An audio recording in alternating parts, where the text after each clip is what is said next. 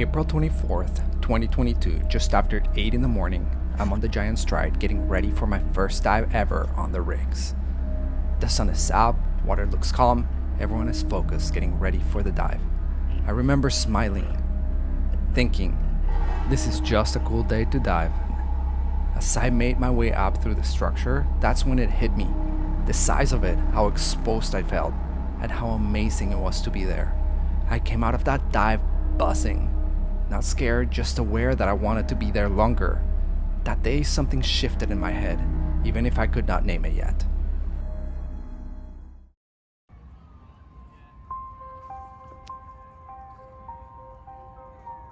As usual, I loaded up at the LA Maritime Museum. It was one of those SoCal December evenings where the temperature felt comfortable, but there was a chill in the air. Less from the weather, more from knowing what the dive ahead was going to be. We pushed off and the city lights faded behind us while the rigs glowed in the horizon. Yeah, well, this is going to be lit up like a day dive.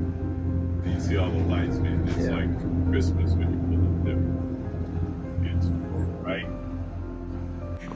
Even from a distance, those rigs have a presence. At night, they're lit like floating cities, but everything under them is pitch black. It is a weird contrast, and it really got in my head as we got closer.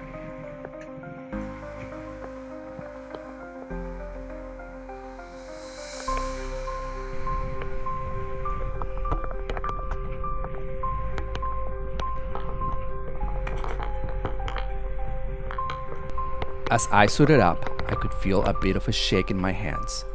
Not panic, just that edge that you get before a dive that demands respect.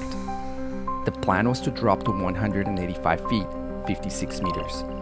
Spend no more than 10 minutes, including descent. Then work our way up as a multi-level dive with no more than 30 minutes of decompression. I had the gas for the dive, all my equipment was ready, but honestly, the depth, the location, the dark, and the sheer size of the structure made it feel like a lot more.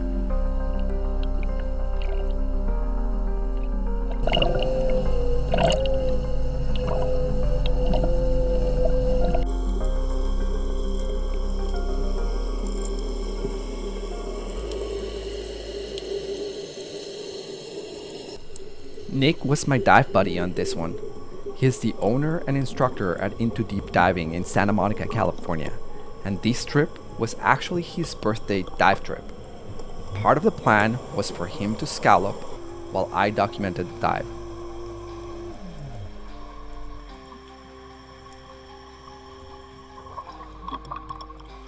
On our descent, the surface light faded until all that remained were our primary lights.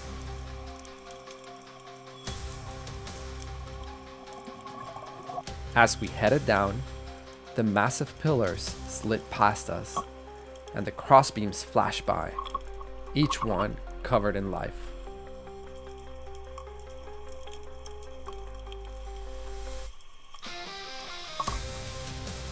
Once we passed the crossbeam around 180 feet, 54 meters, the life on the structure changed.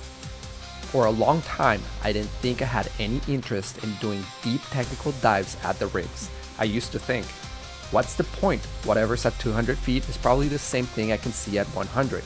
But over time, Nick persuaded me to do this dive. Not for the depth itself, but because the environment changes dramatically.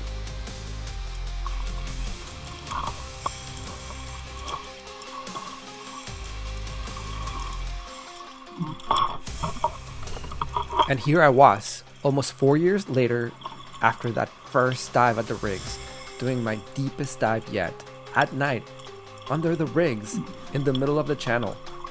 At this depth, these structures are covered in Metridiums, large, white anemones that anchor themselves to the steel, feeding in the current and slowly turning the rigs into something that feels alive.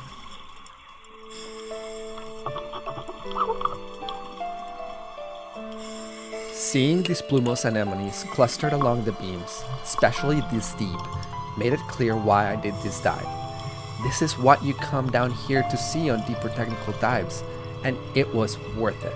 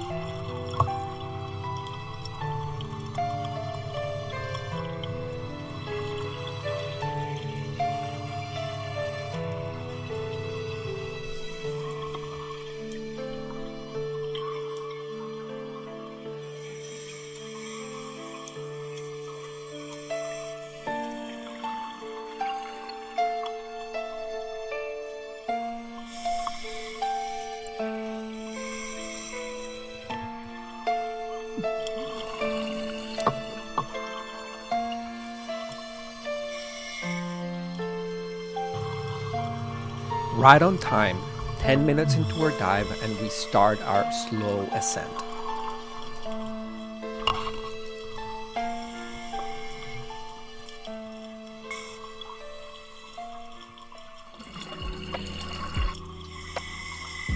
Here, Nick's scalloping along the structure. Scalloping is simply harvesting scallops directly off the rig. To do so, it requires a permit and a lot of patience. He carried a simple tool, basically a large butter knife you've recognized from a hardware store. And he worked methodically along the beam, popping scallops free without disturbing the surrounding life.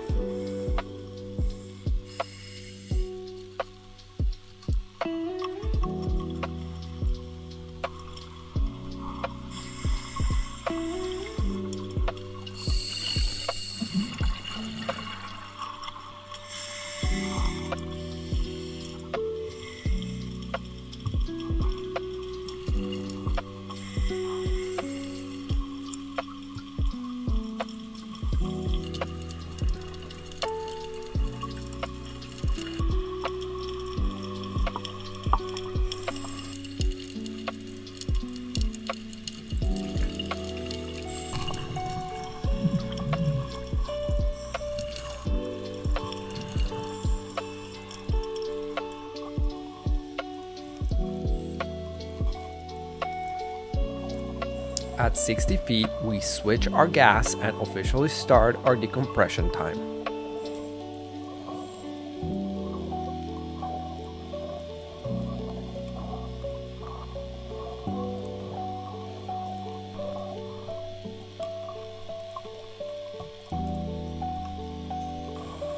During deco, we hit a noticeable surge at around 40 feet, 12 meters, that shifted our depth by about 3 feet, 1 meter.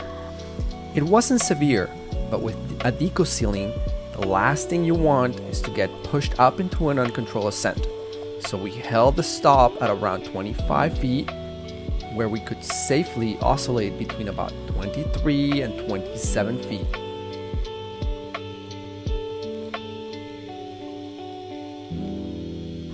At around 30 feet, 9 meters, we started noticing sea lions darting around the structure. At first, I was very unsettled. Something large would pass by outside of the edge of my light, fast and silent. You can't really see them on the video, but once I lowered my light and let my eyes adjust to the dark, I could make them out clearly. They moved effortlessly around us, looping through the beams, completely at home in their space.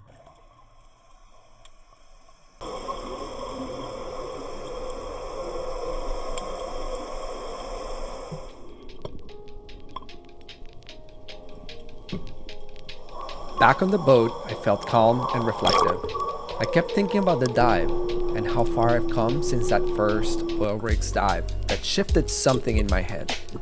The moment I realized I wanted to move into technical diving. I put the training, the time, the effort, I built the experience. I am still learning, I'm still a noob, but now I know I have the tools to execute dives like these. I didn't walk away trying to brag about depth or difficulty. That's not the point. What stuck with me was how much my diving has changed since that early spark and where it's led me. And honestly, this dive was a reminder that when something feels intimidating, that's usually where the growth happens. As long as you show up with a good training, your equipment in order, a solid plan, a good buddy, and a clear head. That's it for this video. Thanks for watching all the way to the end. If you are in the area and want to dive the oil rigs, reach out to In2Deep Diving out of Santa Monica, California. Nick and his team didn't just run the dive trip. They go above and beyond to make your experience unique. And the Giant Stride. If you're looking to dive the rigs or Catalina, this one is the best six-pack you can step on. If you want a real feel for what a day diving the rigs on the Giant Stride looks like, my friend JJ put an incredible video. I'll link it below. It will be worth your time.